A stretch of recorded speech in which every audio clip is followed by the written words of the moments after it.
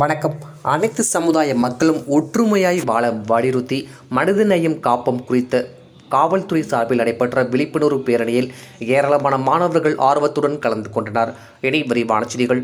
அரியலூர் மாவட்ட காவல்துறை சார்பில் சமூக நீதி மற்றும் மனித உரிமைகள் துறை சார்பில் தீண்டாமை ஒழிப்பு மற்றும் மனிதநேயம் காப்போம் குறித்த மாவட்ட ஆட்சியர் அலுவலக வளாகத்தில் தொடங்கிய விழிப்புணர்வு பேரணியை கூடுதல் காவல்துறை கண்காணிப்பாளர் தொடங்கி வைத்தார்.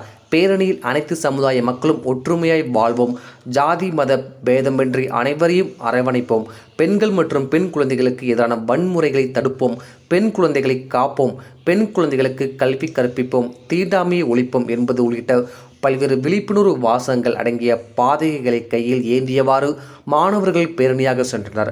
மாவட்ட ஆட்சியர் அலுவலகத்தில் தொடங்கிய பேரணி ஜெயங்குட்டம் சாலை உழவர் சந்தை வார சந்தை வழியாக அரியலூர் பேருந்து நிலையத்தில் நிறைவடைந்தது.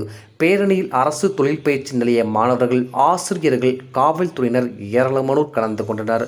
டிஎன் செய்திகளுக்காக அரியலூர் மாவட்ட செய்தியில் எஸ்பி ரவிச்சந்திரன்.